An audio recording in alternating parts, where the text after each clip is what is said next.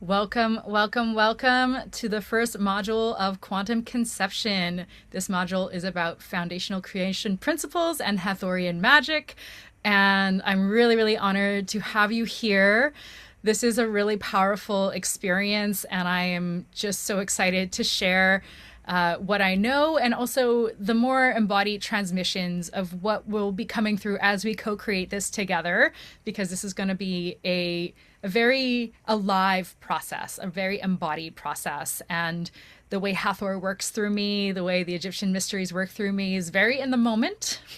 It's very tuned into the what's happening. And that being said, the moment is eternal. So if you're watching this in the future and if you're tuning into this at some other point, there also is this beautiful weaving of how time and space don't really operate in the same way, because we're stepping into temple space, into liminal space, into magical space. So give yourselves a huge pat on the back, a huge hug for showing up, for making it this far, for really stepping into something very, very special, very sacred, and to be honest, very hidden. This is a resurgence of very, very, very old ways that were preserved over time because they were powerful, and they were also they were persecuted. So these ways are coming back into our consciousness right now because the divine feminine consciousness needs to be brought back into our collective weaving, our societal understanding of how this world operates. And I'm really excited to share some of these truths that have really informed how I approach my life, and how creation creates itself in these beautiful ways, and how we can also be in just high resonance with all the support that we need. Because if you're here, you're probably on a fertility journey, whether it's to birth a baby or a business or a book or a piece of art or whatever it is that wants to come through you. The foundational principles that I'll be sharing all apply. And once you have this map dialed into your soma and into your energy body, the way you operate in the world is going to have this extra special impact on all that you come across. And this is also the way of the priestess, and the way of the initiate is to allow yourself to be a living prayer. That every single thing that you do in your life is tuned in to your highest purpose, and that you're really grounded in this beautiful, loving care of what birthed you, which is God, goddess, the universe, this understanding we're part of this greater cosmology that very much informs us, and yet it is still coming back into our awareness slowly but surely, so that humans can also be in right relationship with all things. And that is really what this Kemetic or Egyptian mindset is all about, is coming into an understanding that the role of human beings is to strengthen the bonds, is to be in this constant tending to these relations. And so these relations that we'll be tapping into are cosmic relations. They are relations beyond the seen realm, and yet they still exist. And they are interdimensional the way we are. So there's a lot that we are going to be experiencing and exploring on multiple levels. And so throughout the process, the goal here is to focus less on the desired outcome, because that is already set on the altar. We're already here. We've bought the ticket because this is what we want, whatever that is, that thing we want to birth. And at the same time, it's really about holding a very powerful group collective prayer field, where instead of praying for ourselves, which we are already, we're actually offering that prayer to everyone else. We're offering that prayer to all the sisters that are here and the brothers that might be joining, that we can uplift each other through this really powerful current of energy, which is also known as an egregore, which is like a magical river that just picks us all up, and we can just start to coast through this process. Because often when we're on this journey, and if we're going through the real rigor of trying to conceive a real child, there's a lot of information, there's a lot of technical stuff, there's a lot of tests and stats and things that we're tuning into, and we're playing detective with ourselves, and we're trying to figure out the puzzle of why things aren't happening sooner. And in this space, you can still do that on your own time, but what we want to do here is really get into that deeper surrendered state, that nervous system regulation that is required in order for you to really call it in. And that's what Hathor's magic is, and I'll introduce her in a moment. But that just wanted to be said to start off, because this is where you can rest easy. You're in temple space, and this is a very different space than the outside world. This is a space like, there's often this concept of a third space where there's home, there's work, and then there's your third space. It could be the gym, it could be the dance floor, it could be the spa. This can be that space for you where you can tune in every week to really connect in and let yourself be nourished and receive, and let it be a time for you, a gift that you're giving to yourself, so that your child or your creation has that energetic and knows that it can also land in that same space, that beautiful sanctuary that we can create for ourselves, and hopefully allow it to be how we operate, how our womb consciousness begins to then unfold as just a way of being. So let's just take a few deep breaths here. I'm going to start off by ringing my sistrum, which is Hathor's sacred instrument. And this is the copper one. Copper is conductive, and I'll explain more about this later, but this instrument is like a rattle, kind of like a baby rattle. And it is also a signal to these higher energies, these Palladian star mothers, that we're calling them in. And when we work with them in this way, we really begin to build a bridge between these worlds and allow their support to come into our field. And it's just kind of fun to allow the frequencies to do the work instead of us having to mentally force anything. This is all about vibrational magic and how we can work in this less effortful way and this more playful, fun, joyous, celebratory way. So I'm going to ring the sistrum first.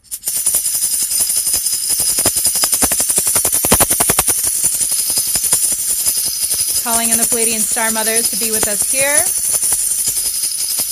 The Hathors, Heteru, Heteru, Heteru, Hathor, Hetert, come, be with us now. And you can place your hands on your body here, maybe on your heart and your womb, or both hands on your womb. And I will officially open the sacred space here. So tuning into your heart field, stepping into your own inner temple, allowing yourself to consciously move from one realm into another, into this realm of receptivity, of ease, of joy, of delight, of miracles, feeling into all the potentials and possibilities that are sprouting forth from these beautiful waters, these primordial waters of our bodies.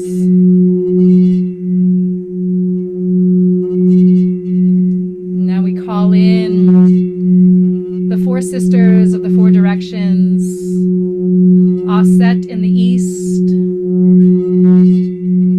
Serket in the south, the fires,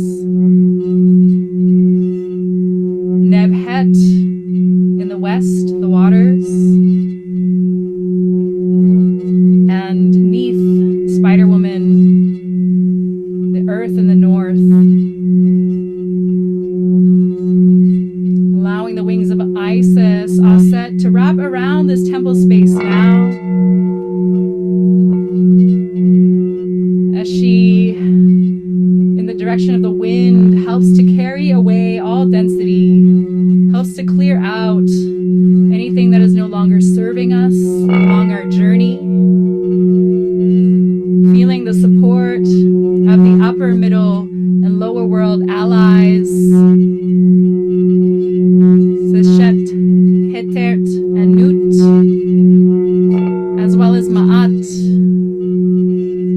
the great orchestrator of divine flow, harmony, law, and truth.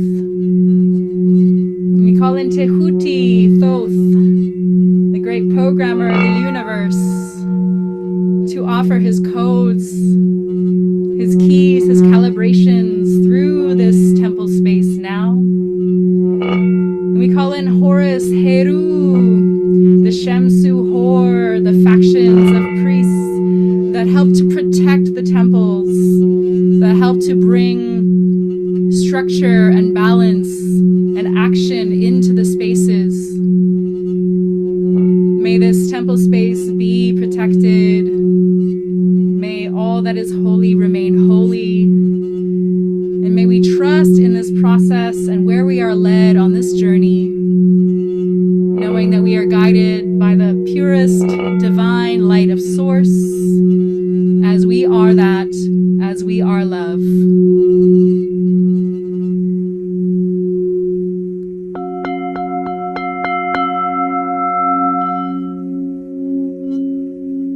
Calling in all of the womb priestesses, all the medicine women and magical carriers of the divine wisdom keys, of the fertility codes, conception codes, creation codes, all that has been uncovered as we come to know us as creators of our reality. We call you come to offer us these beautiful gifts as we offer our gifts upon your altar, as we offer you the flowers, the nectar, our breath, our song, our dance, in divine reciprocity, opening the ways, opening the gates for new pathways to be forged, to come into the frequency of Mother, Ma,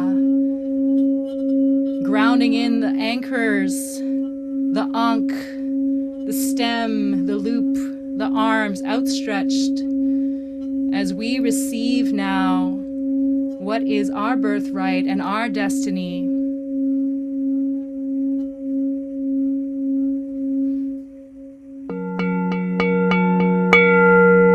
Thank you to the Netters and all of our divine guides, as well as our spirit babies, for joining us here in this sacred circle.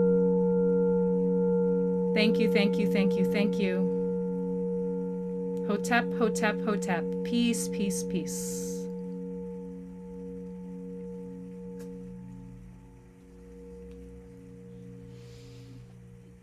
And just taking a few deep breaths now to tune into yourself, just to notice your own body, your own senses, if there have been any subtle shifts as we step into sacred space. And also noticing if there's any apprehensions, any fears, any doubts, any, I don't know what I just signed up for, energies. And just accepting all of it as beautiful, and trusting deeply in your own guidance, because this is a path of sovereignty. This is us stepping into our own truth and sitting on our own thrones, as Aset does, as her name means throne, and allowing this energy to really be what anchors you internally into knowing what choices are the best for you and your family. And you can slowly come back, open up the eyes. Ooh, I'm feeling dropped in. If you have your candle, we can light it now. And this will be our central hearth that ties us all together across the world, time and space. It's still quite the miracle that Zoom exists and we can do this. So let's not take that for granted, that we are all tending to a central fire, and yeah, we can find each other in these ways. So I'm Leah Sonaria. If we haven't met yet, I am so excited to share this, and this is going to be a journey. This is going to be a path, and I really implore you to stay true to what feels right and resonant for you. If something doesn't feel aligned, just toss it out, put it in the recycling, and allow this to be a process of really stepping into your own mystery and allowing the information to be a transmission that activates some deeper understanding of who you truly are. And so there might be some ways that this all operates that goes very differently than you expect. This is also something that's, it's like the only guarantee or the only thing to expect is that it won't go the way you expect it to. There's this funny thing about how this initiatory path unfolds, and it can be a little bit confusing at first. It's like learning about Egyptian magic. It can be a little confusing at first, and you can be like, what's going on? But this is also how we step into nonlinear consciousness, the consciousness of the womb, feminine consciousness. It operates backwards to what we've been taught and conditioned in. So just trust that if there's moments of maybe recoil or confusion or whatever density is emerging, that's part of the process. And we can hold each other through this. I'm going to create a WhatsApp group so we can all tune into each other. And if stuff is emerging, this is really a space where you can feel safe and held. And I want to just say also off the top that we are also here to dismantle the sister wound, which is a huge wound. And especially when it comes to fertility, like we can get really triggered when other people get the thing that we want. And yet it is also part of our initiation to be able to look at those triggers and see what's really behind it and start to dismantle that, because our prayers are each other's prayers. And so we're all in it together. We're all here to ground in sacred love, sacred union, beautiful babies, beautiful lives, businesses, all of the things that we want to create.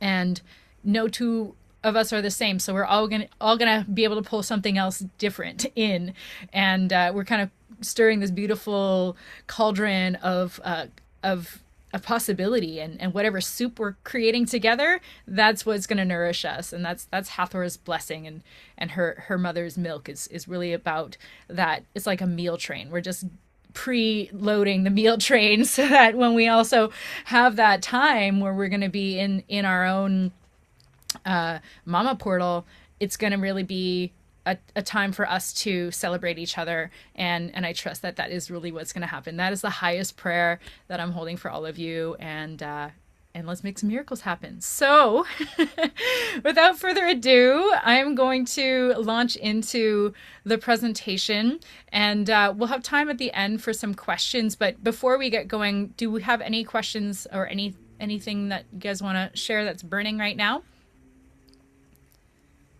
Nice to see you, Osa. Yay. Yeah, I met Osa on my first trip to Egypt, so this is really powerful. There's just like a lot of great stuff coming through. Okay, all right, well, let's just dive straight into the mystery. Okay, let me get my screen share.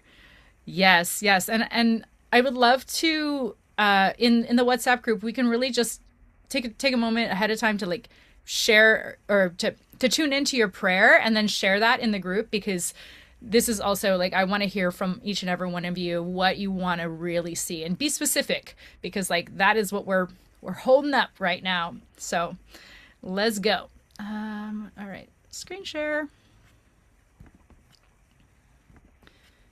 All right, let's go into present mode.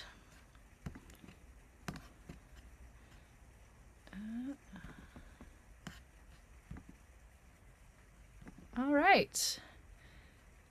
Hopefully you can all see that. And if you can't, please just pop something in the chat. All right. Here we go. Okay, so we just welcomed Hathor in. We're going to welcome her again. We'll talk more about her. So let's keep moving. So today's agenda is, I'm going to give you a quick little background to how I became a channel for Hathor. We'll go over the Kemetic Mindset and Hathor's golden pillars. We'll meet her in even more detail as your cosmic midwife. And then we'll go into the temple of Hathor, Dendera. And we'll be creating this is essentially what we're doing, is we're creating a modern version of that. Then we'll go into Egyptian creation principles. We'll talk about Hathor, Isis, and the lineage of sacred fertility. And then we'll end with 7 core creation imprints. And afterwards, we'll do a special candle and water ritual. And then I'll be channeling some of the codes that stream through me as Hathor's voice. So let's get started. All right, so this is my little background. I did mention this in the masterclass, but it's worth just repeating because why am I so obsessed with Hathor? Well, this is kind of what happened to me is that the first trip I went to Egypt, where Osa was with me, and it was a very initiatory trip. There was a lot that happened there, but once I stepped into this temple of Hathor, everything changed. And it was the first time I was able to share my voice in the temple and really tune into my destiny, I guess, as a embodiment of this frequency, as someone that is meant to anchor her in. And you can see on the right here behind this kitty are all these scrape marks in the walls, and that's what people would do. They would come to the temple and literally scrape the dust off the walls and eat it because that was how they believed they were going to become fertile. And this is something I want to remind you of too, is that these days we have so many factors that affect fertility. There's endocrine disruptors in our food, there's Wi-Fi signals, there's just all sorts of modern things that we've put in our body, different kinds of pharmaceuticals and stuff like that. But this is also a lifelong or an ancient mystery that even people who didn't have those things were still trying to figure out. So if you're wondering like, what is going on? It's just, this is mystery. This is how sometimes the mystery leads us into places and sends us on pilgrimages, and we need to actually have this beautiful journey of self-discovery before we can actually get what we want, quote unquote. And so this is what happened for me, is I just knew in my bones that I was a Hathor, that I had something there to offer, because she's all about sound and frequency and dance and embodiment. And I remember dancing in this temple and just feeling like her energy just picked me up. And a lot more I could say about that first trip. But afterwards, I pierced my septum and I kind of like vowed to be a cow. And I actually told my mother, and my mother, she yelled at me because she's Vietnamese, and in her culture, getting this piercing means that you're a slave. And so I actually had to explain to her that, no, I'm actually a cow, mother. and I am born the year of the ox, and my name Leah means weary cow. So there's a lot there with this Hathorian cow energy.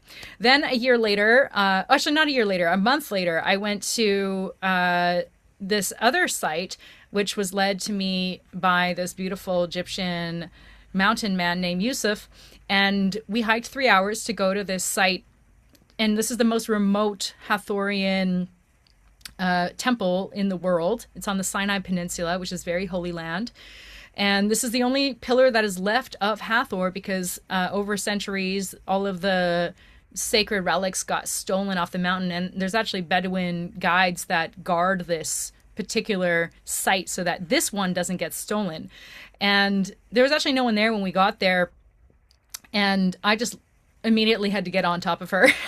And I could feel like she was transmitting something to me. And it was a very powerful moment to receive that full activation, because you can't do that with any other Hathorian statue. They don't lay down like this in other temples.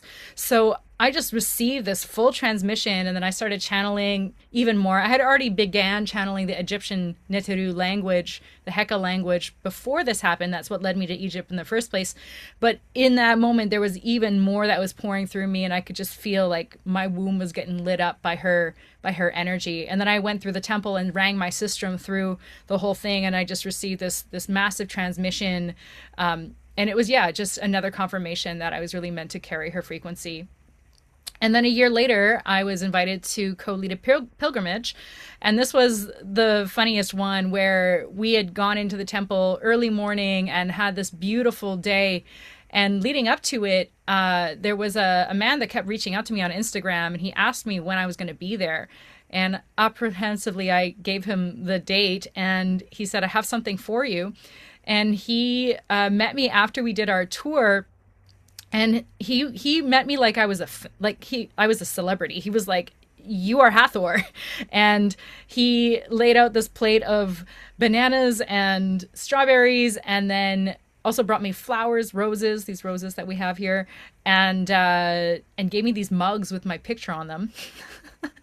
And it was just like, whoa, okay. So he already kind of knew that I was really tapped in, and then in that moment, I ended up looking over to my right, and in the shop.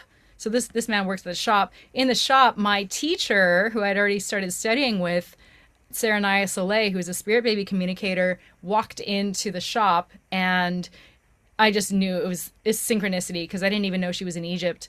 And then we hugged, and then she transferred something to my womb. I felt this powerful activation, and that really was confirmation that I was meant to study with her and do spirit baby work and really just be the bridge and do Hathor's sacred work. So that's how that happened. So next is this idea of Kemetic Mindset. So Kemet is the original word for Egypt, and Kem means black lands. It's also the root word of the word alchemy. And so we are looking at this fertile black soil as the starting nourishment for all creation. You can also see it as the black void. And the Kemetic worldview is rooted in this understanding of Ma'at. And you might hear me say Ma'at when I'm in the channel. And Ma'at is a deity. She's also, she has wings like Isis, but she has a feather on her head. And she is also related to this principle of divine truth, balance, cosmic harmony. So she's a more overarching principle than she is just a deity. But in the Egyptian mysteries, everything is kind of yes and. There's a lot I could say about it. I'm also happy to answer your questions if you have specific ones, but it's not very cut and dry. And that's what makes it a little bit confusing, but their goal is to actually help us understand things more multidimensionally. And so it's not just one thing, because they're also the Egyptian gods, the Neteru, they're also alien ambassadors that came to Earth to really help Earth unite and build their civilization. As it said, this is what I'm channeling, and a lot of people also agree because there's a cosmic bridge for all of these things. But back in the day, in the Egyptian times, they were in a different level of consciousness where they could actually bridge the veils a little bit and see them and be able to depict them in certain ways. And now we're just kind of picking up where they left off as we're moving more into this light dimension where we can also see them and feel them and embody them. So in this Kemetic mindset, there is no separation. All things are part of a living cosmology, and all things are divine. All things are sacred. So the Neteru, they really are here to give us a new operating system or a modus operandi for how we can interact with the world, how we can see these relations and basically do what Neith, the Spider Woman, does is to weave all of these webs of understandings and correspondences together. And it's up to us to be able to observe the similarities between things and the patterns that show up. And I'm going to give you guys a lot of different maps and keys over the coming weeks to have you think a little bit more about what is going on in our ancestry, what is going on in our maybe our past life karmic wheel, how things are linking together that way, and all the different ways that our stories are unfolding, because they are just fractals. They are just variations on a theme that we're constantly living as the universe is just spiraling and expanding outwards. And if we don't pick up on this, we're actually missing the point.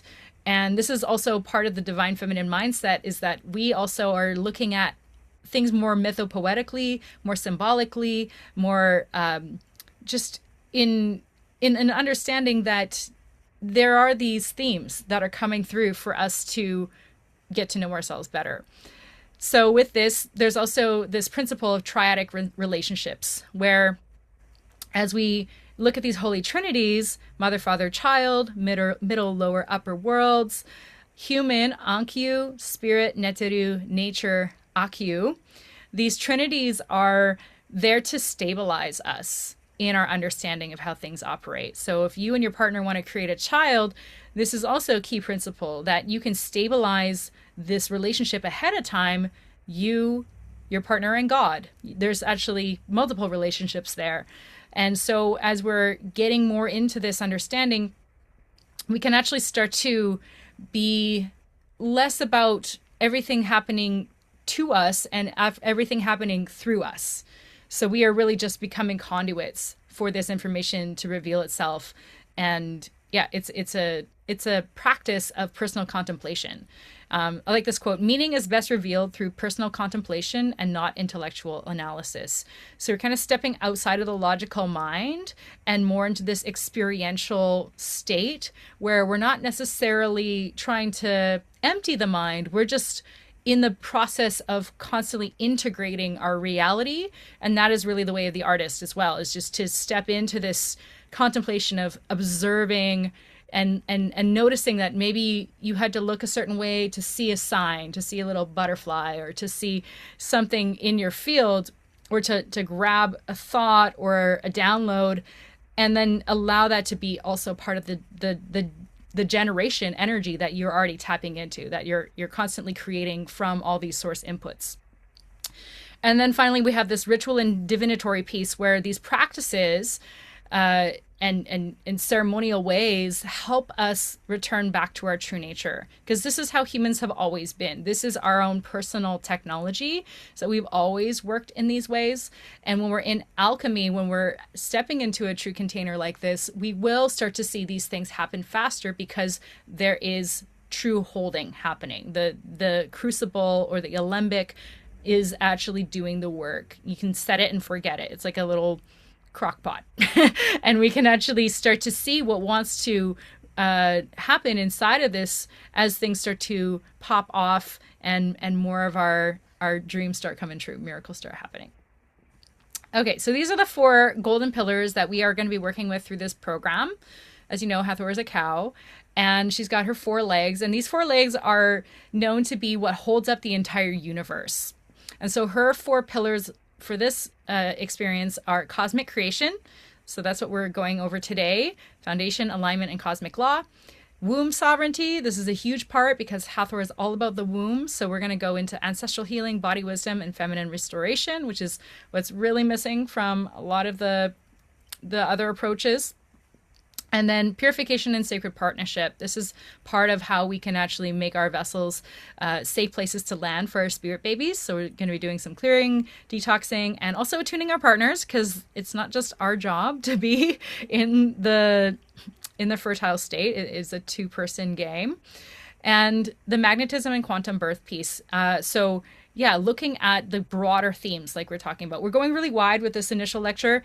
Ritual, storytelling, and manifestation is where we're going to come back to at the end, because this is really the greater gift. The greater gift is what is unfolding, and having meaning in your life is really what makes it fulfilling. Whether or not you get the thing you actually want is secondary, and we really do want to anchor those things in. And at the same time, this is a surrendered process where there is a divine plan that we have to allow to unfold. And I trust that we're all on our highest timeline right now, that everything is happening exactly as it needs to, because that's my truth. And hopefully that will be yours too. Okay, so let's talk about Hathor, a little bit more detail. So her name, Hetert, that's the Egyptian, there's always Egyptian names, and then there's some Greek names. So Hathor is the Greek name, Hetert is the Egyptian name, but she has a few different names. And when I channel her, she also calls herself Hathor. So anyways, her name means the house above. Also, it means the house of Heru or Horus. So Het Heru. And you can see in her symbol on the right here, this is a box around Horus, the falcon. Horus is the divine child of Isis and Osiris. And the story is that Isis entrusted Hathor to take care of Horus after Set killed her husband, Osiris. And so Hathor and Horus became lovers because she was suckling him. And so this energy of mother lover is what she really brings forth. And she is this womb that births all creation. And there's another womb that we'll talk about in a little bit called Nut that is also that. So It's a lot of sames. You'll notice in the Egyptian pantheon there's a lot of mother energy, and they're all kind of variations on a theme, and there's variations based on the different uh, eras as well, and the different dynasties that they were all being worshipped as they come through. Um, Mistress of all the goddesses, but it also looks like it says codes. That was a kind of funny thing. I'll go back to the Lady of Heaven Milky Way piece though. So she is also known as the Milky Way. So her energy comes from the Pleiades, which we'll talk about in a second, and has woven into our solar system as the Milky Way, as this beautiful photon belt of light that is there to nourish us, because light also illuminates consciousness. And so she is the mistress of all the goddesses and the codes, and is the one that really can be the true midwife to bring us from one realm into another. She's also known as the Lady of Hetep. Hetep or Hotep means peace. She's also known as a solar goddess, the Eye of Ra. So she has this crown above her head, and it's got the solar disc, and she's got her horns, as well as the serpent, which is the Waj. And she has this solar principle, but it's not so much a fiery solar principle like Sekhmet, for example, who's the lioness, the fierce feline. She has more of this kind of, she's like a relay station between the sun and us. She helps us to bring the sun's energy, the light of your flame, into your body so that you can light your inner hearth. And that's why she's called the Mother of the Light. And she's the Lady of the Holy Land. So there's many, many more names for her. But she is all about love, beauty, pleasure, sound, dance, art, womb sensuality, and fertilization, and which is why we're here, and which is why she is our core guide for this journey, because she really has the power, and this is also, we're leveraging the power of all of her devotees, all of her cults, they call them, over time, that have really allowed her energy to anchor into this world.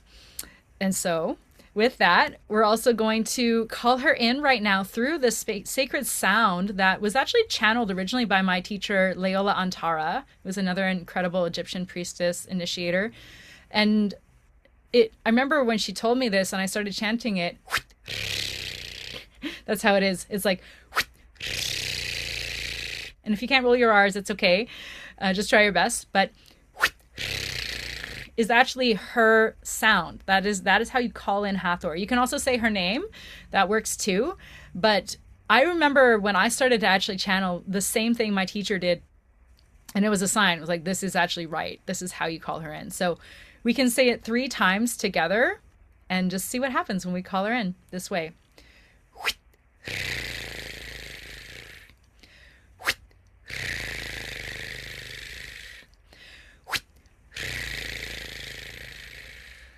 Welcome, Hathor. Maybe you felt something there. Okay, so moving on. Let's talk about the Pleiades. So the Pleiades is a star system that is known to be where Hathor comes from. And because there's 7 stars in the star system, they're also known as the 7 star mothers.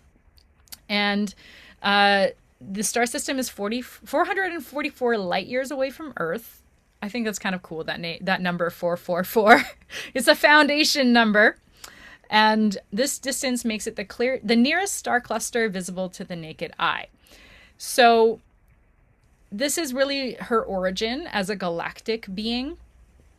And also the star here, Alcyone, is worth mentioning. It is one of the most powerful ones in that star cluster that is said to bring in specific transmissions through to our sun, through to our central sun, which is Sirius, and then relaying that to us as well. So there's kind of a journey, there's a galactic journey that our souls have been on and our spirit babies are also on. And I truly believe that the ones that I'm meant to help are the ones who have spirit babies who have journeyed through the cosmos to get to Earth. And maybe this is their first incarnation in Earth. So they're a little apprehensive and they don't really understand how it all operates over here, because we are dense over here and Earth is kind of ghetto.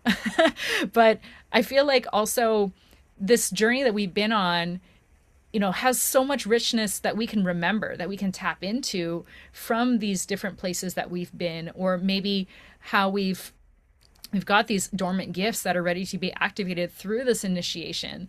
And we're just coming into a frequency match with our babies and our creations through all of this frequency activation that's happening in the field. So there's a lot going on here, and hopefully this makes sense that light carries information, and we are actually tapping into that, and it has the power and potential to activate our dormant DNA. So a little bit more about Pleiades. So on the left here, you can see this portal in the ceiling at Dendera's temple, or Hathor's temple in Dendera, and it's got this blue light to it. I did not edit this photo, but it just how it came through. And there are ports in these temples, these gateways for the light to shine through in specific places so that that energy can be concentrated inside of the temple and added to the alchemical container for more magic to happen. So the Pleiades is a star cluster in Taurus.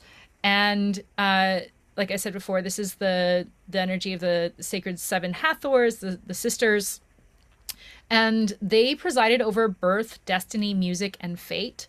And they were said to attend each newborn, singing their destiny into being and nourishing them with Hathor's celestial milk. So she's a cow, as you know, forming the Milky Way.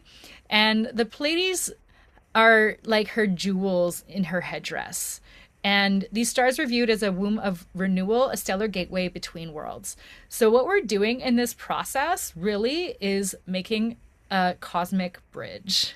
We are actually opening ourselves up to be a conduit for this energy, this light, this frequency to ground in as she opens the ways for us. Because a lot of the Egyptian mysteries are all about opening the ways. And I'm so blessed to have connection to them to the point where I have these keys, these mantras, and these words that I channel in that I can pass on. Because the thing about sacred technology is that it's passable, is that you can start chanting this, and I will be sharing this with you as it comes in as well. But there's a few chants she's already given to me for you to also help open the ways and open the portal for your babies to come through.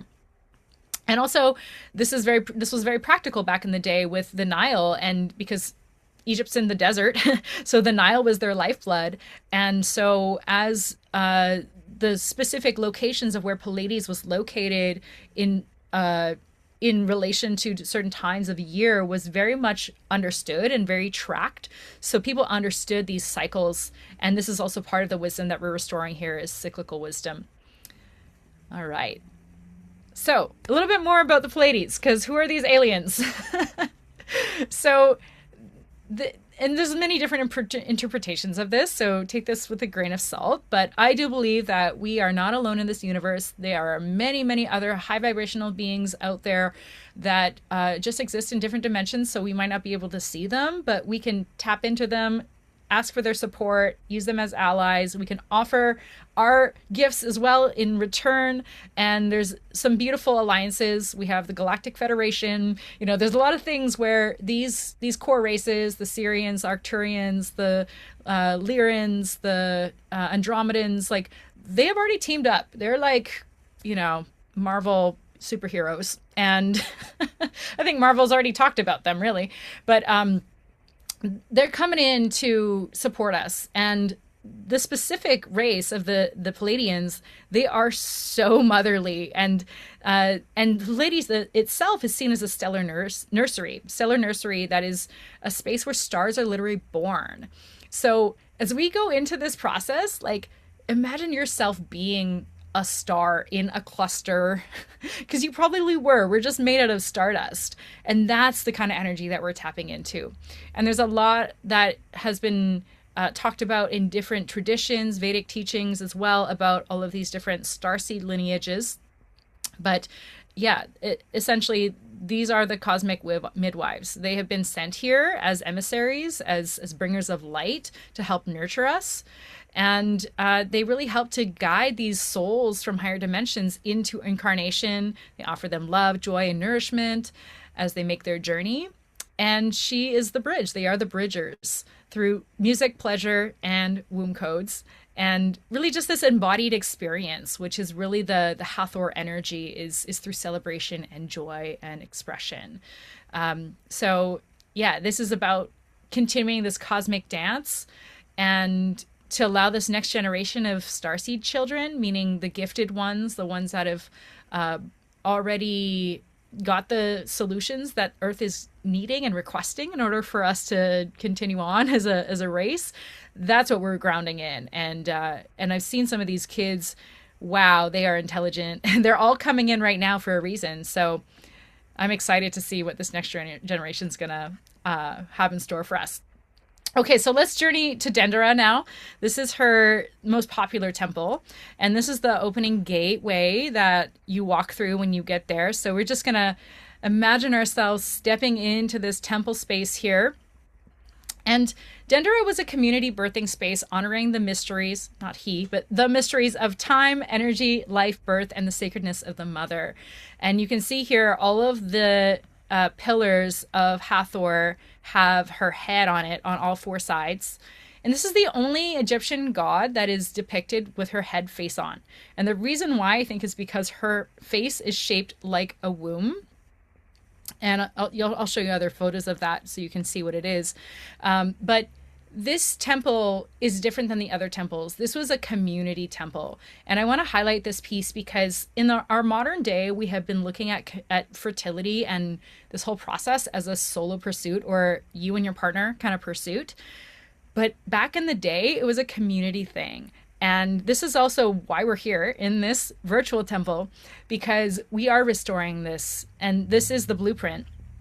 So temples were the houses and where the bodies of the Neteru resided. So they are, if you go to actually the Temple of Man in Luxor, it's even more pronounced, but they have different chambers that relate to different parts of the body. Dendera isn't as set up that way, but I want to highlight a couple of cool things about it. Before we do that, I just want to also mention that this is a complex of 40,000 square meters surrounded by a mud brick wall that was built in a sine wave form, this pattern. So it kind of already has this like resonant frequency perimeter that isn't square, even though her temple has square elements. What's holding the temple, I just find very interesting, is nonlinear. And so this is something to just consider for yourself. Is like, what's holding my temple? Is it rigidity or is it something that has some flow to it? So this is a quick little overview of her temple because it's pretty cool. So you go in through that Roman gate and then right away you're right there in the birth house, the Mamisi as it's called. And this is where the biggest magic happened. I think the highest rituals actually happened in here. Although there used to be also a Holy of Holies, but the way the temples always operated was that there was an outside court area for the public so that they would be able to just have their offerings. They would rejoice. People would show up. They would do festivals all the time, sing and dance and do ritual theater and do things like that. And this was how they were able to really like welcome in people deeper and deeper and deeper. And some initiates would want to study further. So they would go deeper into these chambers. And then the deeper you go, the closer you get to the Holy of the Holies. And actually in Dendera, the Holy of Holies is on the roof.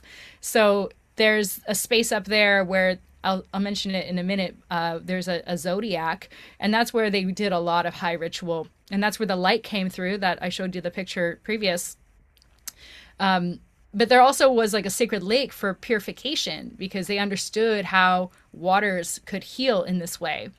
And in these chambers, they had also a lot of sound healing chambers. I could feel it when I went in there that I had this past life memory that I was doing sound healings in there.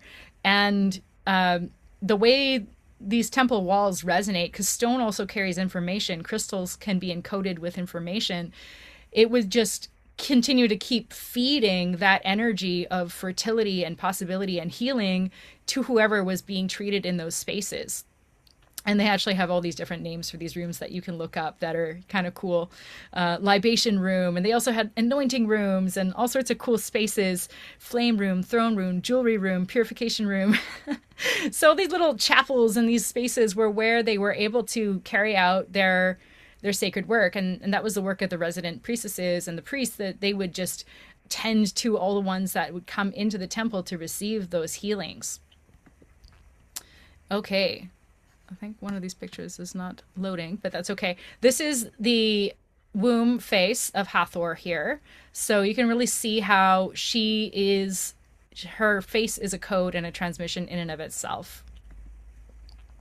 Okay, so a little bit more, these pillars, the blueness of this is also very Palladian, and it's been restored. It's really amazing. Every time you go there, it just gets better, because they're actually actively trying to make these temples, restore them back to their original, as best they can, state.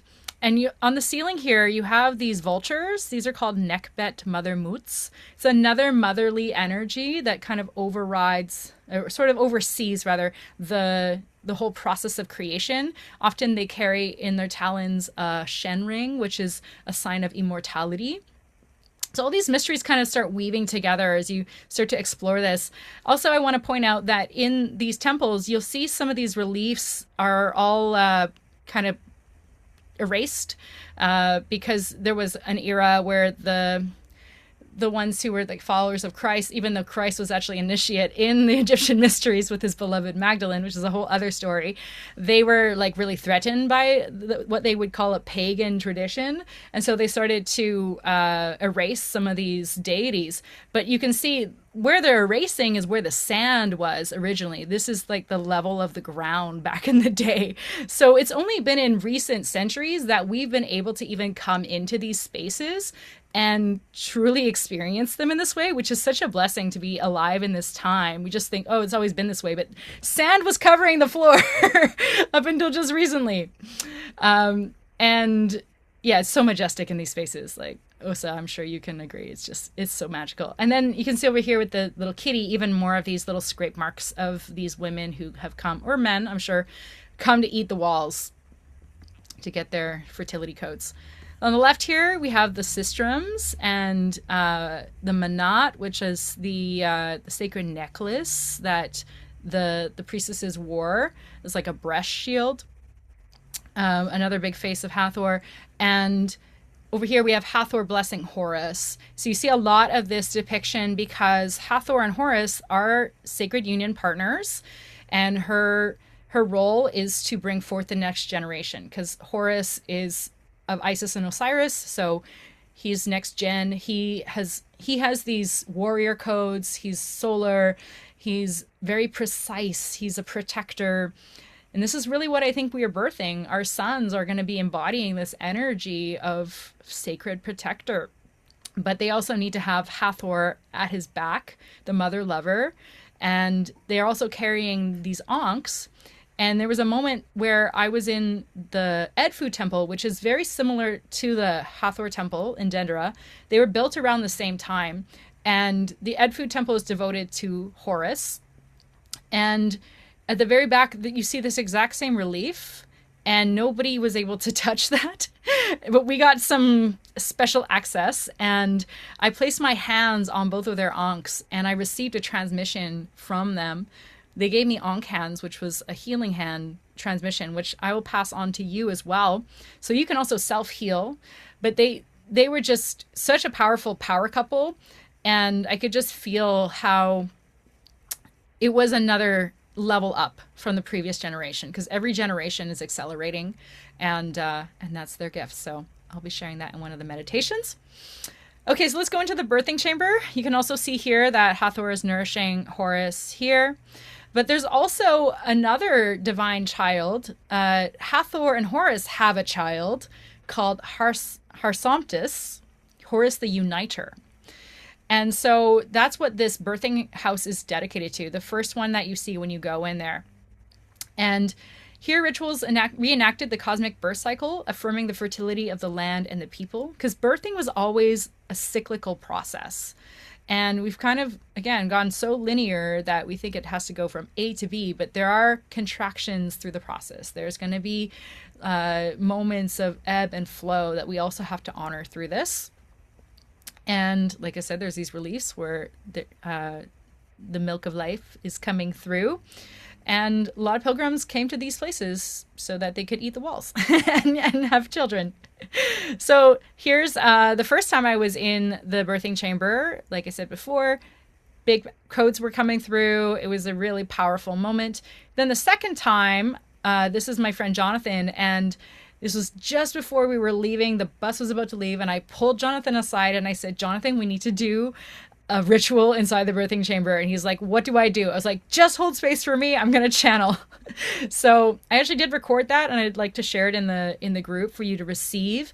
But yeah, this birthing chamber is a special place. It really is. It's so pure, so nurturing. And I can't even imagine how many people actually had children inside of that room. But that is really the frequency that we're anchoring, and that is being offered into this space so that we can leverage these millennia of birth experiences and see them through for ourselves as well. Okay, so let's go downstairs to the crypts. So this is a really special place. To me, it feels like the lightest crypt I've ever been in. I've been in other crypts where there's a lot of dense energy, but all the crypts in these Egyptian temples represent this underworld, this subconscious realm. And there is something about tapping into that is super powerful, because the Egyptian mysteries are all about life and death and rebirth, like the continuous cycle.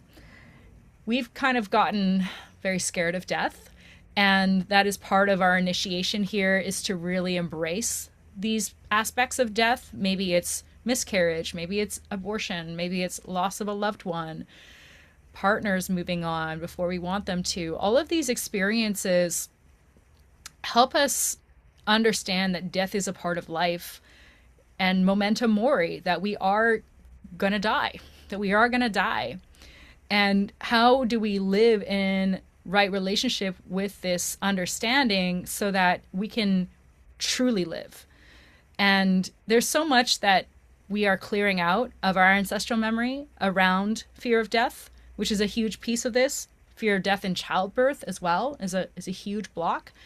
And when we go through this duat, as it's called, this underworld that gets easier as we let ourselves die to be reborn over and over and over and over again. And we realize, like, we just have to get in the boat and let it move through. And they did say back in the day that, like, every night that happened. You would just get in the boat, you go through a mini death, and then day would return.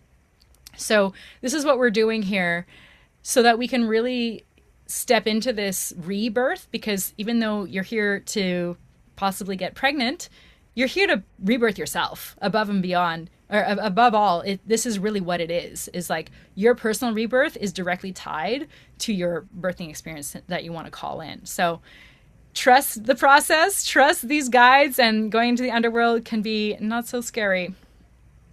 This is also a cool key thing that is found in these crypts, is that there's these light bulbs and it's called the Dendera light. And what I find very interesting about it is that they have snakes inside of them because, of course, we are tapping into this Shakti force, this Kundalini power. And if you've studied some of the yogic teachings around the twin serpents that rise up through our bodies as we activate each chakra, and as they cross, they purify the chakras, we're starting to understand that we are moving through this initiation of our own sensual power, like the power of sex, which we'll talk about in another lecture. But this is creation power. Sex and creation are the same thing.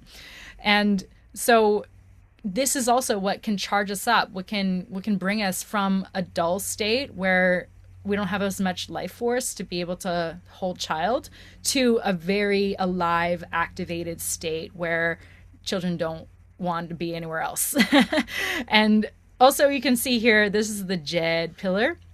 This is also known as the spine of Osiris. It's a little bit funny in this way because it has arms, but this is the pillar that we are erecting as we centralize ourselves, as we align ourselves to true source, true north, and clear out any false idolization of anything else, even though we have sub energies that we're tapping into in sort of a the opposite of monotheistic, the varied God realm, where we have multiple different energies that we're tapping into. The Jed Pillar's teaching is really to get you back to your true source. And as you step up the levels, each one of these little platforms here symbolizes spine, symbolizes vertebra, but also symbolizes dimensions. And so as you're stepping up into this, you're getting higher in your frequency. You're stabilizing a higher dimension where the same rules don't apply. I was talking to Andrea earlier about this, and this is so important for us to understand that as we become more homoluminous, as we come into more of our light body nature, what people told us about health, about our fertile years, about our age, about our egg quality, all these things don't really apply the same way, because we are changing our cellular DNA makeup through these practices of anchoring more light into our bodies. And hopefully these, even just looking at these reliefs can sort of do something for you, right? Like these dudes are like blasting a spotlight onto you, and these two serpents are just merging. Like what happens when light meets light? That is actually what happens in a conception moment. So what we're doing is we're getting to the core principles of how this all operates, and then we can just kind of play in those realms of, let's see what happens. Okay, so let's go back to the zodiac. So there's a lot here with the zodiac. I don't want to explain it all, but actually on the left here is the one in my home temple that I got from Egypt that acts as a portal directly linking me to Dendera temple. This is the one on the ceiling. The original one is actually in the Louvre, and I think the Egyptians want it to be restored back to temple. But they made a replica and it's there. And it kind of spirals out from the center. So this spiral, and these are all the different decans, they call them, that are different versions of our astrological symbols. They all are supported by these primordials. And essentially, this is just a depiction of all of the cosmic movements, the great wheel that we are all a part of, that maybe we've forgotten. We haven't been able to really track the greater cycles, even though now it's starting to come back into our consciousness that we're coming out of a descent, we're coming out of a dark age, whereas we kind of thought that all of humanity was on a linear trajectory. Probably not true. They probably had some more advanced civilizations pre-flood, but more on that in a minute. But we are remembering, which is kind of the cool thing about this information field that we are living in, that we can access, like the internet, that it is actually all stored there. You can also call it the Akashic Records or the Halls of Amenti. You can move into this space where you can recollect really powerful information that was already uncovered. This is the power of going into divination space or deep meditation or going through a past life regression or an energy attunement. These are all ways that we can start to access this ancient wisdom so that we can remember our cyclical nature, which as women, that's what we really are. We are cyclical beings, and we've forgotten even to honor our regular cycles as bleeding beings. So we'll talk about that in another lecture, but that's a really huge piece of what's causing a lot of these issues, is that women aren't honoring their bodies and their blood and natural functions. So yes, this also reinforced that human fertility was never separate from celestial fertility. It's like the cosmic womb is birthing us, Newt, which we'll talk about in a second, and we can birth something from that. So it's wombs within wombs within wombs within wombs, like a Russian doll.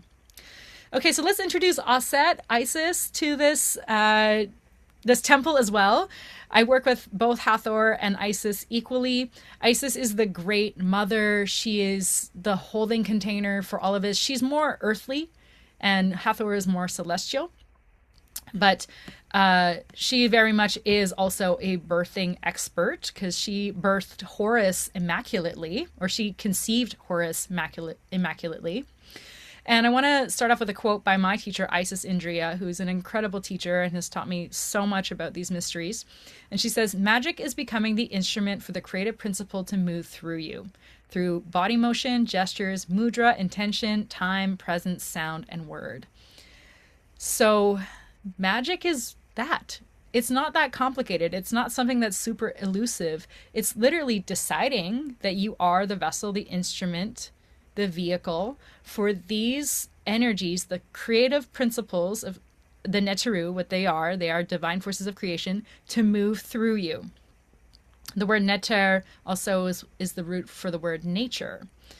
So divination, what divination is really just connecting with all of these messages as an embodied practice, as a daily practice of figuring out how these forces want to communicate with you, how they want to guide you, how they want to inform you.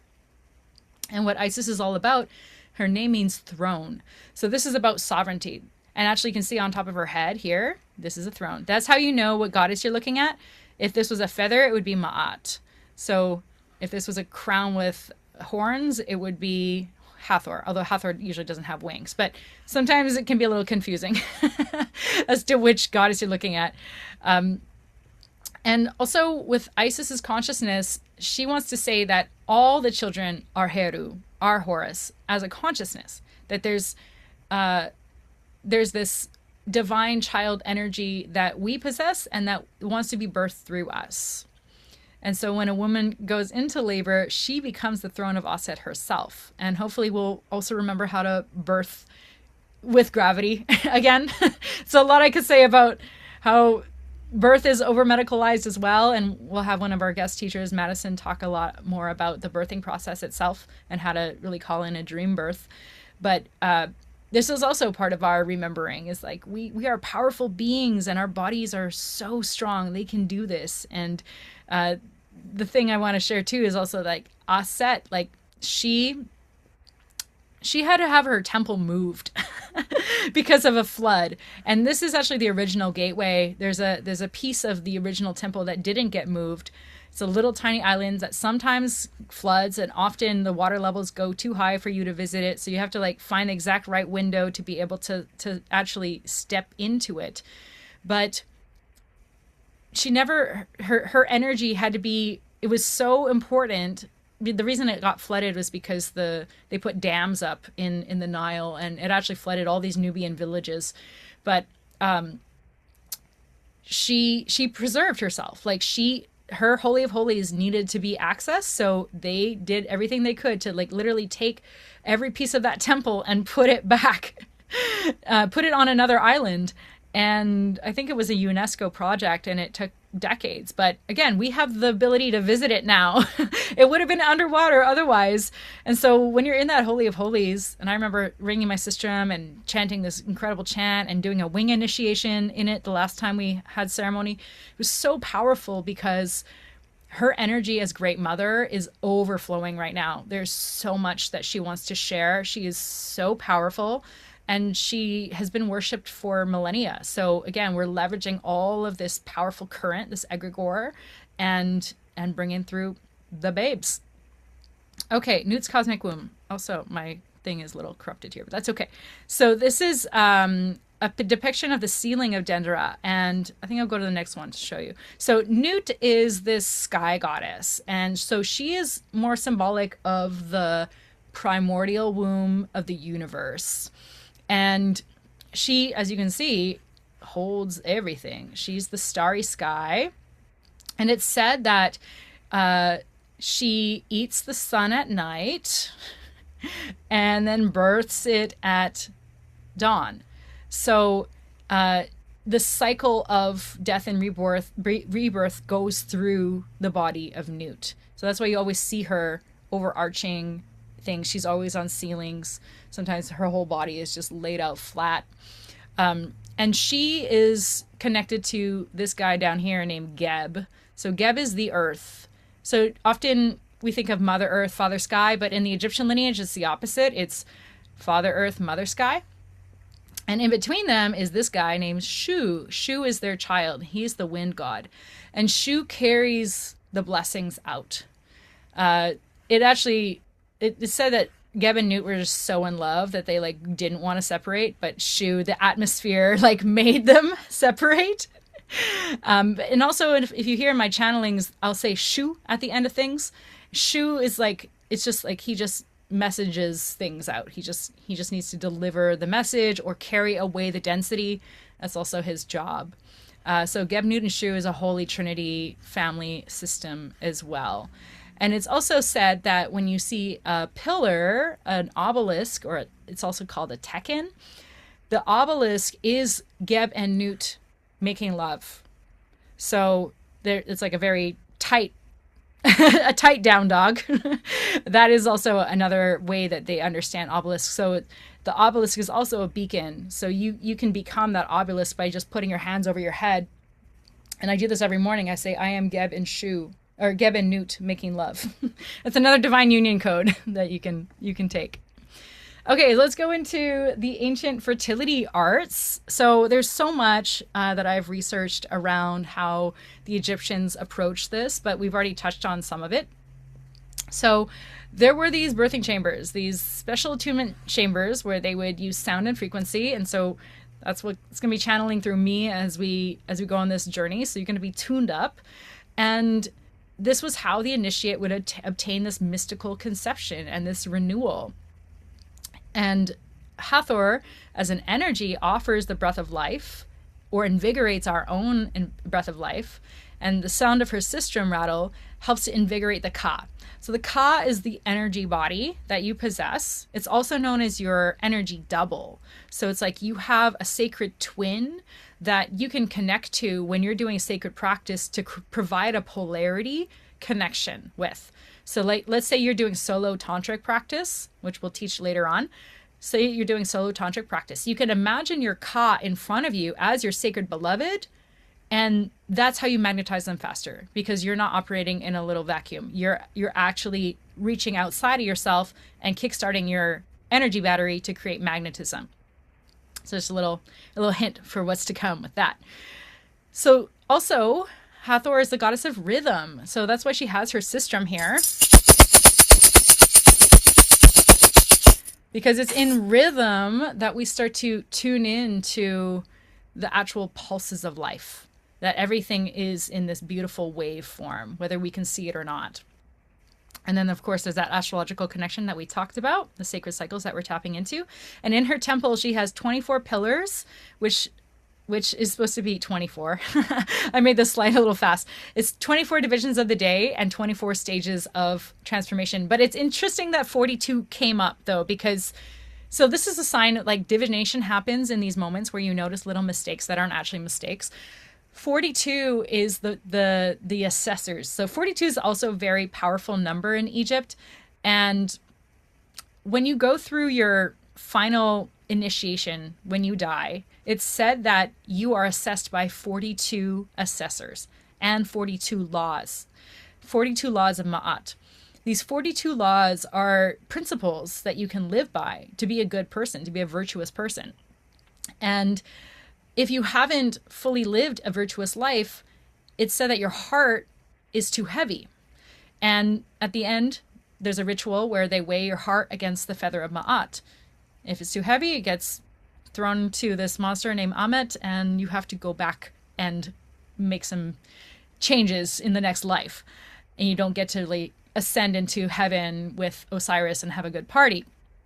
So this idea of lightening your heart over time is also a huge part of this process, is to let go of your resentments, to let things be resolved through forgiveness, through compassion, through understanding that your parents weren't perfect. A lot we'll say about that when we go into the mother and the father wound healing part of next week, I think. And so when we go into all of this and we start to look at, okay, the reason that the lineage has a little block now is because of these densities. We'll just call them heavies.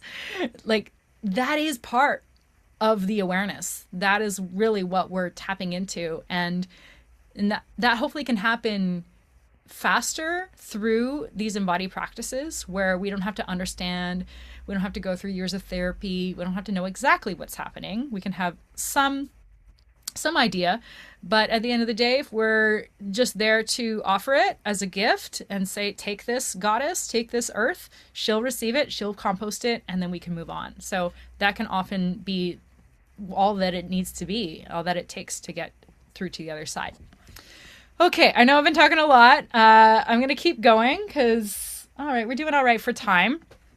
Just a few more slides here. So Egyptian creation principles, okay, so this mindset is vast and there's a lot I could say about it, but I've already mentioned some of these, but I'll just go over them again. So number 1, spherical and nonlinear time.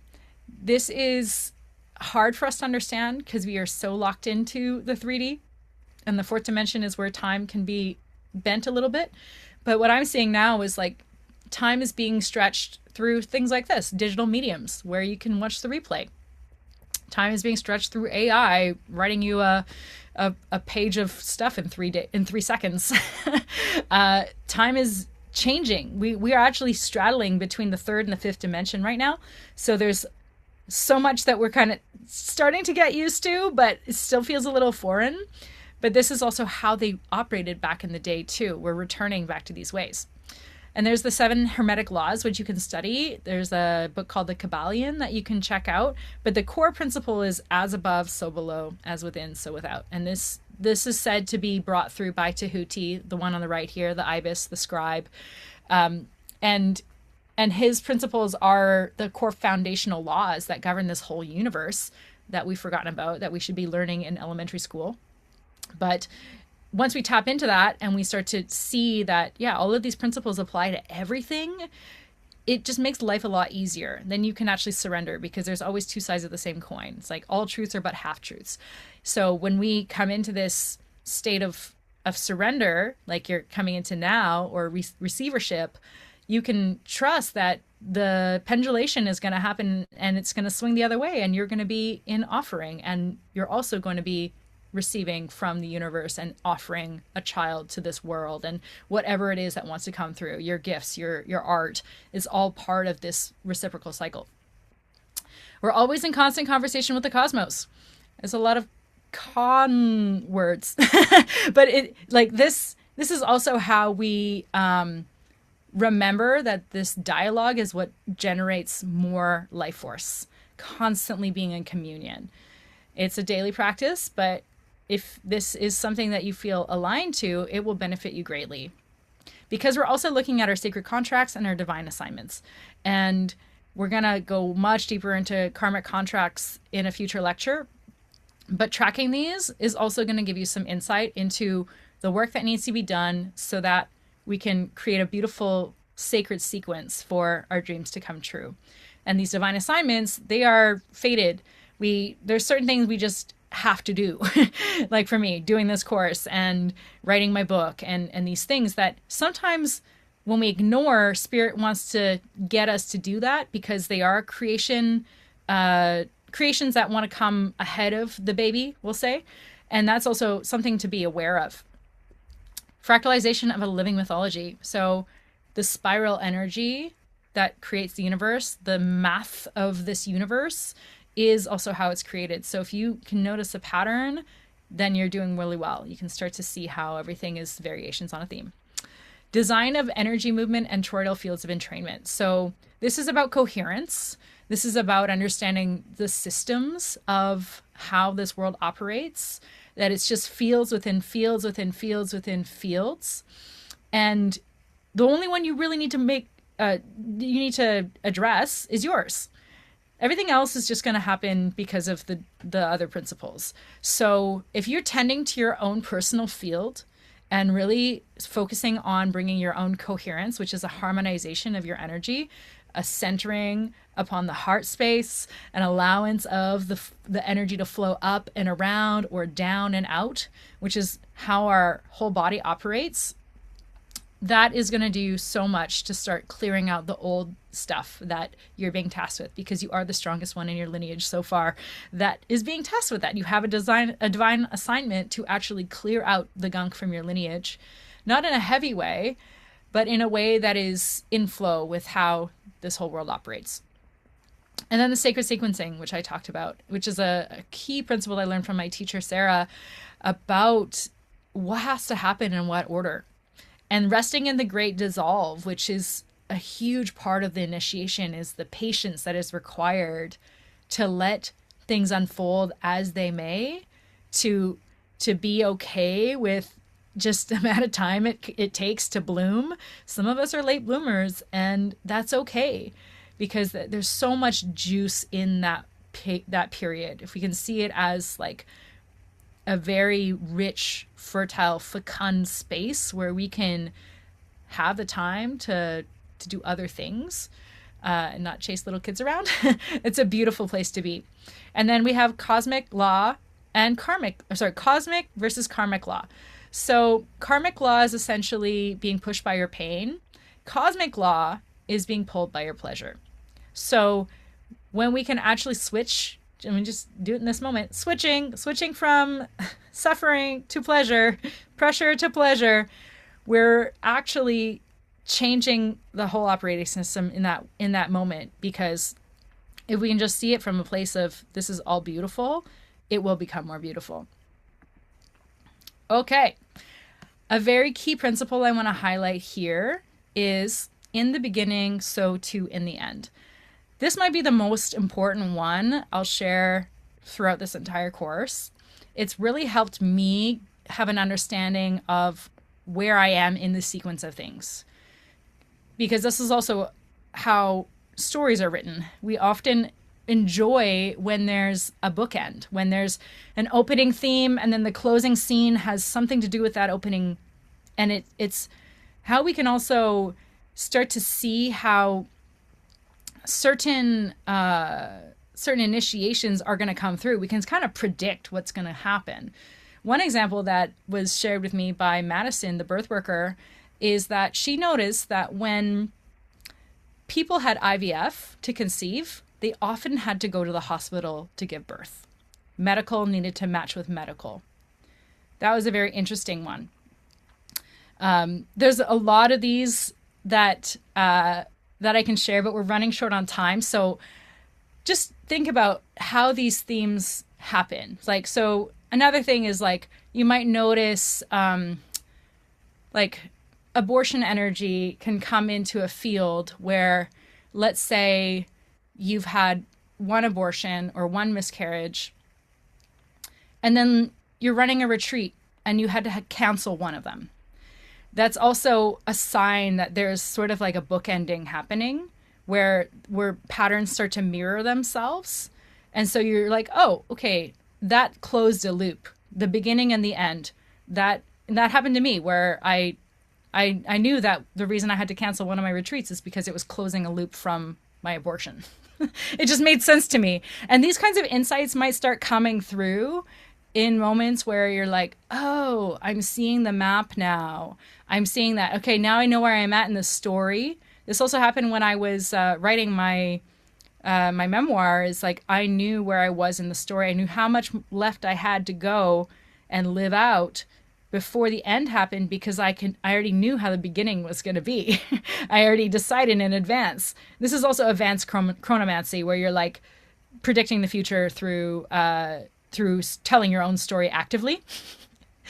Side note on that. But it's really, really fascinating when you start to like pick up on these patterns. So yeah, let me know in the WhatsApp group if there's anything that is aha-ing to you. Okay. Primordial creation. So let's talk about Zep Tepi. And so much I could say about this. So Zep Tepi means, I think it says on the next one, the first time. Yeah. Okay. So Zep Tepi means the first time. And it said that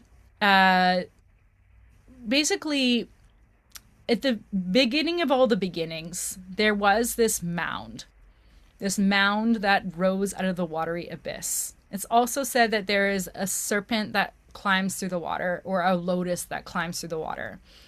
And according to ancient Egyptian mythology, emerged from Atum Ra, the self-created one. He like masturbated himself into creation typical men, how they create themselves. Male gods, that's what they do. But this is also how the Egyptian gods came through. And the Egyptian gods are just placeholders and archetypes for this deeper understanding of how the universe got created. But they birthed the first divine pair and set the cycles of life into motion. So this is a Ben stone, a capstone. Also can be called a cornerstone, which carries the codes of whatever is being birthed out of it. So the Egyptians saw Zep Tepi not as a single past event, but as a timeless template of creation. So every ritual, initiation, and festival was designed to re-enter Zep Tepi, to reset the world to its original purity and divine order. It's also said that Zep Tepi was the time where there was a rebirth after the Great Flood. So you see a lot of these depictions of water and how, like I said, there's like stuff growing out of the water. What's coming out of that water is the rebirth of consciousness after we got wiped out, after the Atlantean civilization got wiped out, after the Lemurians got wiped out, and these higher vibrational, more attuned to earth, more attuned to higher technology societies had to get on Noah's Ark and hope for the best. So there's a lot of legend around what this is, but it is this original time that is like a reset moment. But what this means also is that creation is always happening now. So by attuning to these first principles, humans could co-create in harmony with the gods. So there's always going to be this cycle of rebirth, death and rebirth, starting over. And sometimes it's necessary. Like if your system is bugging out, what do? You restart the computer. And that's kind of what's happening right now for humanity is we're hitting the reset button. And it can be very scary to boot up again, but it's necessary because with that, all the bugs get cleared.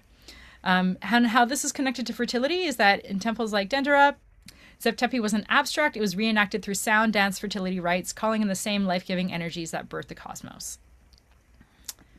Okay, this slide also got missed, but that's okay. So here on the left, we see the Nile, and the Nile is really the lifeblood of Egypt. The upper Egypt is actually down here, and lower Egypt is down here because it was how they saw the way the waters descended into the Mediterranean. So much I could say about the lotus mysteries and how lotus energy really helps to bring us into higher resonance. But if you can get some blue lotus for this journey, I highly recommend it. You can order it online as a tea and start taking blue lotus, because lotus is really that energy of rising up from the mud and being able to bloom into the light, because it actually closes every night as well. And when we're in that energy, we can also start to connect more deeply to our water nature, which over here you see the symbol for water is a squiggly line. And this is also the word neter. The word neter has a few different meanings. It has a meaning of, well, the first one is that which is placed in the coffin. So this is like a mummified staff. That's one of the things. It symbolizes death and rebirth, but also another really important one that relates to water is the definition that it is electrified water. Neter, like the actual rolling of the R helps to bring that electrical energy through. And what they're saying here is that we are, and the gods are, electrified water. So the currents that we possess, because we're water beings, we're molecularly, I think, 99% water. I think by mass it's maybe like 80% or something like that, but we're all water. we're water bags. So life force plus water equals us. And when we are connecting to it in that way, and that's why we're going to do a water ritual with the candle later, we're going to actually be able to understand that is the anchor. That is what we are. And that's what our children are. And there's a funny thing. I had a reading just last week, and when I was connecting to the spirit baby was coming from a far off dimension. And they needed me to explain what water was to them. They didn't understand it from our perspective. And I had to tell them that water holds memory. Water is programmable. Water is a teacher. And if you are really interested in this stuff, I highly recommend Veda Austin's work. She does all these water freezing experiments where she actually goes in and shows that water is very responsive, very intelligent, and also very artistic. It will like show you abstract images on words that like, what is God? And it will just show like like a light burst, stuff like that. So like, this is what we are. This is what we are clearing and purifying. This is also going to improve your fertility if you get your water all purified, if you drink good water, for sure. Okay, so the 8 primordials. I won't go too much into this, but in ancient Egyptian creation myth, it's said that there's these 8 primordials. And the interesting thing is that the female ones are snakes and the male ones are frogs. These are all their names. And they're all related to different elements, but not the core elements we're used to. Like it's water, but also darkness and a couple others that I forget. But essentially, this Ogdo, which means eightfold, family grouping of gods is what basically anchors in the creation energy. So I'll just read this quote here. The Egyptians believed the Ogdo's role was to maintain creation's balance by stopping the sky from collapsing back into the noon, the Egyptian idea of a primeval flood, which in Egyptian cosmology was believed to be a state of chaos from which the creation emerged. So this is to say that there's always a chaotic soup from which all arises. And it's our job as human beings, as ones tapped into source, to make creation out of that chaos, which is actually called cosmos. And so cosmos and the word cosmetic is to not just put makeup on, but to order things. And this is our job, because I guess there's an idea that everything will just kind of be sucked back into the void unless there's progress, unless the expansion energy of the universe continues forth. So using your voice, sounding, using intention, prayer, these are all ways that we continue to progress, or to progress from that original Big Bang that is full creation energy initiated. Okay, so let's take a breath here. So we are returning back to this modern Dendera. This is the rooftop, the special VIP lounge where all the priests hung out, where everyone else was downstairs partying with the commoners. This is us doing some ritual when we had our pilgrimage. And yeah, this energy of connecting to the solar logos, of connecting to the stellar light and all the powerful unseen inputs and activations and upgrades that we're here to receive. It's all here. Okay, so let's finish. Okay, we're doing all right on time. Let's finish with these 7 core creation imprints. And I just want to talk about this picture on the left first, though. So here you have a depiction of Tehuti on the left, Thoth. He's kind of like asexual. He doesn't really, I say he, but they are more like a they. But because they kind of like birthed out of nothing. They're like so cool that they just kind of hatched out of an egg and nobody knows who their mom is. Because he wrote the code for the universe. And then on the other side, you have Horus here. And both of them are doing Reiki on this initiate right here. And they're essentially showering the initiate with ankhs and Waj scepters. The Waj scepter is another power tool. And so what they're doing here is what I'm going to hopefully do for you sonically, is to shower you with these codes of creation that protect you, that bring you into a field of resonance with the universe, that allows you to have a greater understanding of your role here. And that makes a lot more possibilities happen in your life. So these 7 core creation imprints came through while I was going for a walk, and I was tuning into like, what are the key blocks? What are the things that we all need to look at in order to bring through our highest desires and anchor that family into our lives. So the first one is your birth imprint. How you were born informs how you are going to birth. This is another in the beginning, so to in the end principle, because this will shape certain things around safety, trust, and what is possible in creation. So for example, my mother almost died while having me. She bled out. And I've always been imprinted with this subtle but very consistent belief that creation was scary. I would have a panic attack before I had to make a presentation. And this is only up until recently. It's crazy how long these imprints stick with us. But I was tuning into it. I'm like, the reason I have this fear, which seems a little irrational, is because the fear of dying in childbirth was imprinted on me as a child. And also in utero, because my mother's a refugee. So she also had all of these other past traumas that just naturally came into my field and my soma, my body. So very important to look at that. We're going to go deeper into that in a future lecture as well, because there's so much around the mother energy and how that mother energy wasn't fully there for us, and therefore it relates to how we create.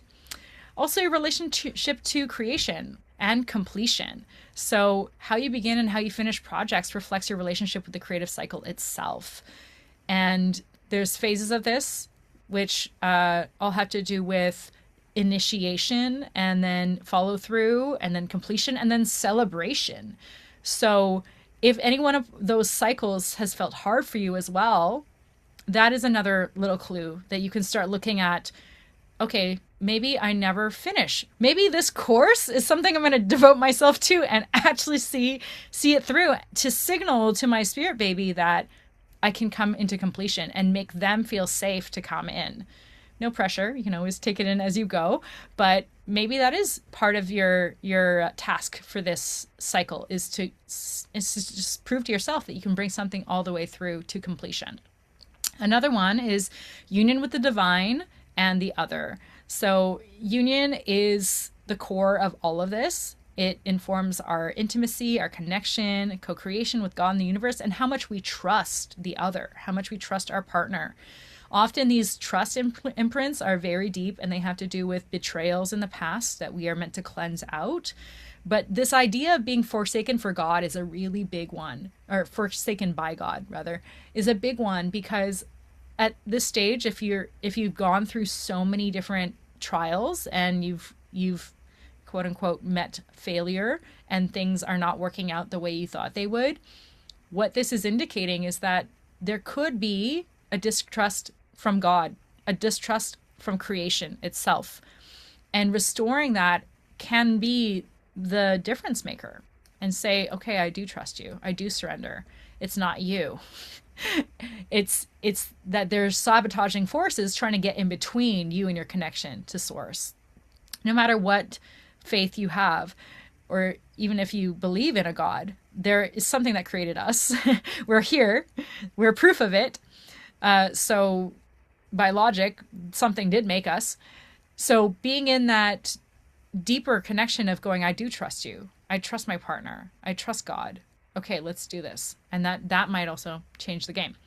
Your relationship with time. Okay, so this one is deep because there's this ticking clock and fertile years are a thing. And we are told that we are expiring. And going back to what we talked about with timeless time, which is also called Kairos time, we're changing the rules around this. We are coming into this completely different understanding of how time unfolds. And I truly believe, too, that our lifespans are increasing because of our self-care and all the work that we're doing to, just keep ourselves vital.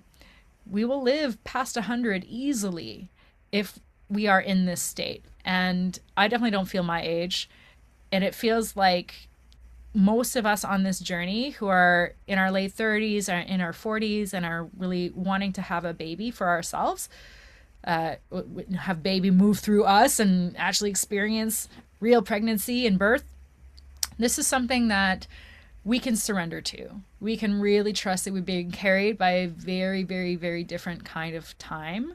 And the more time we spend inside of that time, the more we are not as susceptible to what time does, if that makes any sense. In other words, if you spend more time in sacred space, you will start to bend time. I think there must be some kind of Einstein experiment where instead of putting ourselves up in, space to see how we age differently, we just need to put ourselves inside of a temple. And I think that will also do the trick. Okay, so the next one is ancestral soma. So this is the inherited suffering, the fear, and the struggle patterns carried in the body and the nervous system. So this is huge. This is part of our epigenetic healing. This is what we're going to dive really deep into, because what we carry doesn't want to be carried any further. Our spirit babies are watching. They got clipboards up there. They are like, okay, are mommy and daddy doing the healing? Have they already cleared this out?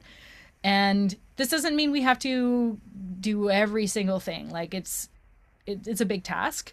This is why embodied practices can be enough. This is why dancing for a good hour or getting a good shakeout and letting the emotions flow and cry and clear, even if you don't understand what they're about, that's how we actually center ourselves into having a very regulated nervous system.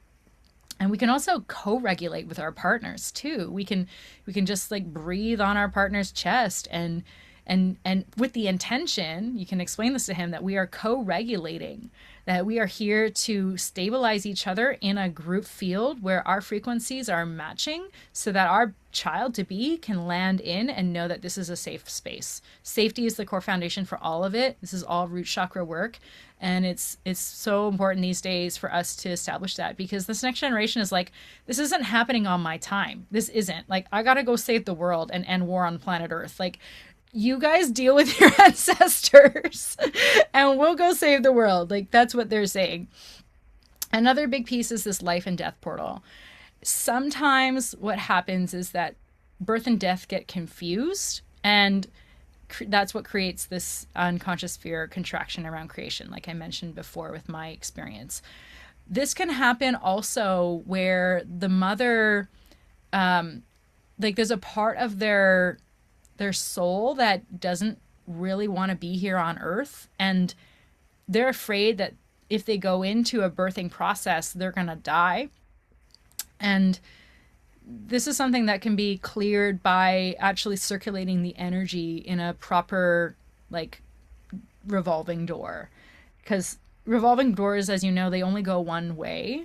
This is also how it works, is that death and life, they're constantly two sides of the same coin. And sometimes there's patterns within the lineage where you'll have a grandparent or an elder need to pass on before the child can come through, because those two souls have a contract with each other. They're linked in the lineage. So this kind of way of understanding how death and rebirth occur within a certain flow is also a really important thing to look into, and can be very interesting and sometimes confronting, because if a part of you wants to birth but doesn't want to be here on earth for the birth, that's another thing. And some of us, especially for starseeds, and we are trying to get used to the density of earth, but it can be hard. We don't really like it here because it's ghetto. and yet we're assigned to this place, and this is where we're living out our days. So making peace with the war on earth is actually a huge part of all of this, and looking at loss and looking at death as a way that we get to actually step into rebirth, that we get to reinvent what we are as a humanity. It's a big piece. Okay, play, work, flow. Finally, so when we are distorting play and work, the flow Shakti is disrupted, limiting joy and creativity, which is what these babies love. They just love the sistrum. They love the rattle. They love the harp, the song, the drum, the rhythm. They're like partiers. And so if we are constantly looking at our conception journey and our fertility like it's a job, like it's something that it's like, oh my God, we need to have sex right now because we're in the ovulation window. it's a different energy than like let's play with each other. Like let's explore every inch of ourselves and get lost in each other and have this blissful orgasmic experience. And so bringing in more play and that childlike energy, curiosity, discovery, exploration, that is also really key. So if work and play are very dichotomized for you, see how they can merge. See how your work life can become more fun. I've actually gotten so much more done through AI, and I actually enjoy work now. AI has done that for me. It's like made my work play flow really fun. Like I don't feel the heaviness that I used to when I needed to open my email and write a bunch of emails or promotional things. So that's just one example of like how these times are really serving us right now, where we can step into more of that joy body. Okay, we made it. We made it. Oh, and we still have exactly 7 minutes left to do this ritual. So, yay. Let's take a breath. That was a lot. And I'm just going to come back to my screen, but my computer just froze for whatever reason. Let me just X out of this. Where is everybody? Okay. There you are. Can you see me? Okay. Let's take, we're not going to take a break today because the ritual is going to be really short, but does anyone have any questions or reflections on that transmission? We might go a couple minutes over time tonight, but it was a lot, right? Welcome to, yeah. I loved it. Like, I need to go to Egypt now. Come with me Like, next year. There will be I'm doing a pilgrimage in October, exactly a year from now. Yeah. yeah, so yeah, no, that was like a lot of information but I loved it. Thank you for putting that together. It was, yeah, very cool. Good, good. Anyone else want to share? Himaja. Yeah, thank you so much for this session. It's very helpful. I just had like one question about the Blue Lotus. Sure. Initially, like some time back, I was drawn to this Blue Lotus tincture as well as the flower. So I got the flower, and I read it somewhere that it may be harmful when we are trying to conceive. So is it safe to take? Yeah, I don't know of any harm. Like I haven't heard that. I will definitely look it up again. I don't know. Is there anything specific about it that you heard about? No, I just it just says that it may not be like too safe to Mm. avoid when you're trying to conceive. But I did experience like vivid dreams when I was taking that. Yeah. Um, yeah. I will double check with a Lotus master that I know and also a herbalist that is one of our guest teachers. I will double check and see what that answer is because I wouldn't want to recommend anything that would harm.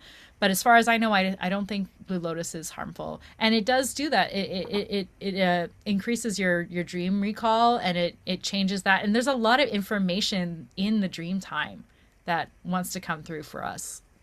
So, but yeah, I will get back to you all. But that's a really good question. Thank you. Thank you. Yeah, and the tinctures and the tea they work a little bit differently. The tincture's a little bit more concentrated. With the teas, I actually eat the flowers, but maybe like might not be that you have to go that far as to eat the whole flower. But again, I'll double check with my experts. Yeah. Anyone else? I know Hannah had asked the question in the chat about recommending a specific like Blue Lotus tea company. Yes. Okay, good question. Yeah, House of Origins Apothecary is Lux's company, and they're just an incredible herbalist that knows what's up. So yeah, House of Origins is what it's called, and they're on the Sunshine Coast near here. So okay, so let us move into the final ritual. It's going to be a short one. So we're going to use our fire. And if you have a glass chalice as well, I recommend bringing that. Because, like we said before, we are niter, we are electrified water.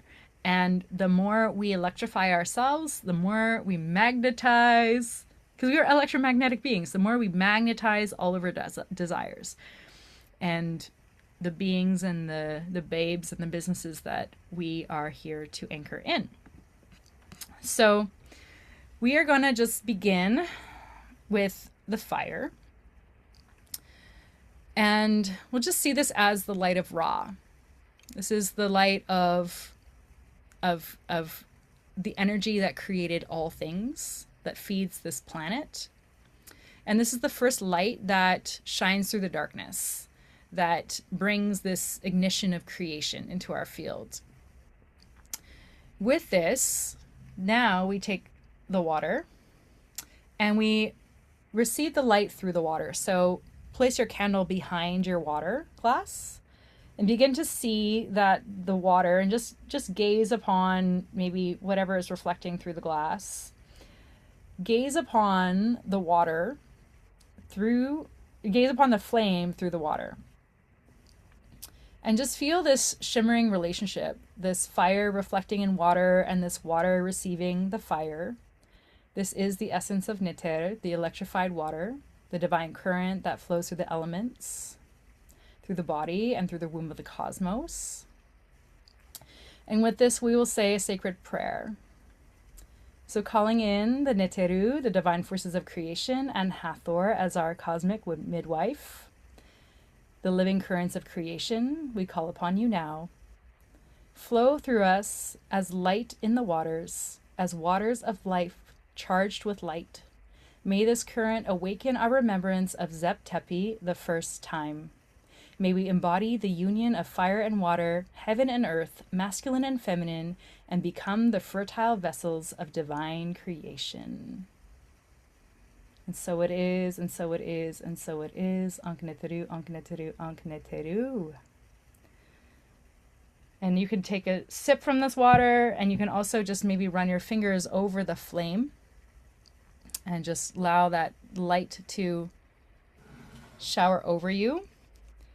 And I will end with a channeling from Hathor to attune us into this frequency, to really set this container and let the temple codes continue to stream through you as you move through your week. So let's place our hands on our bellies, on our wombs, and this beautiful creation center that we possess here, this gorgeous temple. Breathing deep down into your base.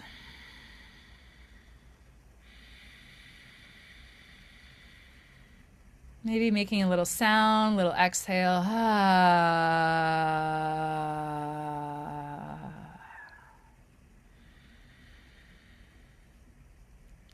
And Hathor is asking me to invite you to create a cosmic bridge from your crown, the lotus crown, all the way up to where your spirit baby is. Whether this is a real child, a creation, a business.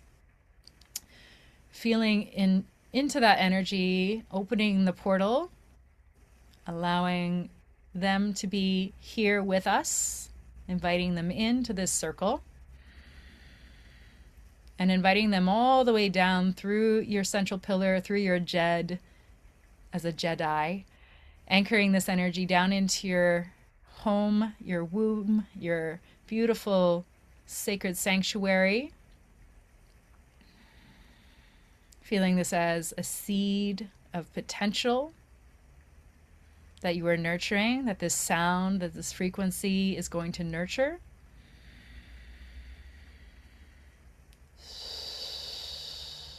And with your permission, I will offer this transmission straight from the Neter.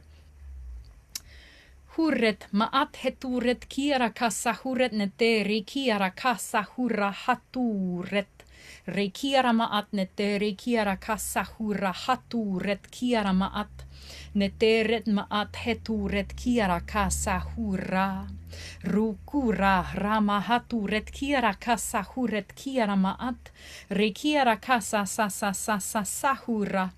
Heturet ma'at heturet kiara kasa hura haturet ma'at haturet ka. Rekiara ma'at nete rekiara kasa sa sa sa sa sahura.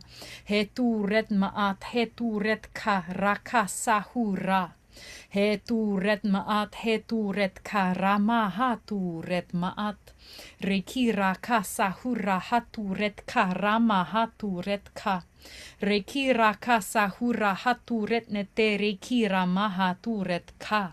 Rekira ka sahura haturet nete rekira ka sahura haturet ka. Rekira ka sahura haturet nete rekira ka sahura hetret ma'at. Rekira ka sahura haturet nete rekira mahaturet ka.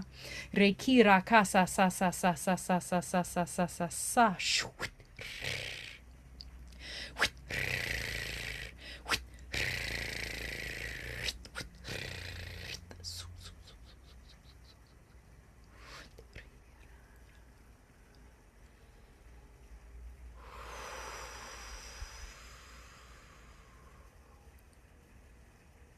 And now just taking a few deep breaths here to really just soak this in. Bringing frequency of love and trust into your field. Stabilizing this frequency for yourself and your loved ones. And by the power of the Ankh, I declare this healing to be sealed and complete across all timelines, dimensions, and realities. And so it is, and so it is, and so it is. Ankh Neteru, Ankh Neteru, Ankh Neteru, Hotep, Hotep, Hotep. Peace, peace, peace. Thank you so much, beauties, for being here. You can slowly come back. And if you have any shares right now in the moment, you can unmute yourselves as well. Or just let the rest of the evening integrate that. Himacha. Yeah, the energy is so pleasant. Yay. It is so peaceful. Like whenever you, even the initially, like when you did that sound healing, right? Like it was so beautiful. I can immediately feel the shift in energy. Beautiful. Thank you. Yeah, those sound bowls have been inside the Temple of Hathor. So they carry the frequency. And Isis too. Isis temple. So Isis and like one is Isis and the other is Hathor. The yellow one is Isis and the blue one is Hathor. So actually maybe I'm just gonna ring you guys out. Any other shares, and then I'll just kind of like ring you out for another minute, and then you guys can just hop off whenever you feel called. Any other shares?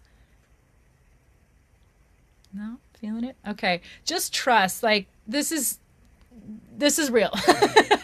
Real magic at play. You called in some awesome, and I'm just excited to see what's going to happen over these next 3 months, and really what's going to unfold is like pure magic. I trust that we're all gonna find the true aligned matches, and it's gonna happen in such a delightful way. So okay, so with that, I'm just gonna ring everybody out, and you can just leave whenever it feels right for you.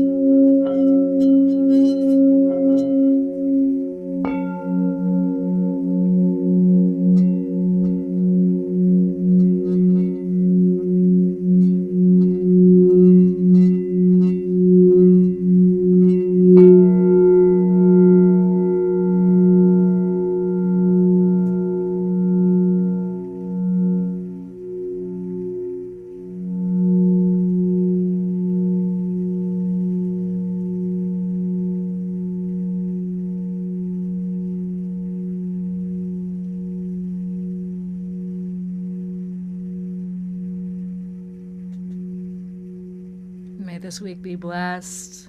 May it bring in miracles. And may we all hold up all these beautiful prayers for each other. And so it is. See you next week, beauties. And all the replays and stuff will be in the portal. I'll send out an email with the WhatsApp group, and let's stay in touch. Okay, much love. Have a great night, everyone. Thank you. Bye.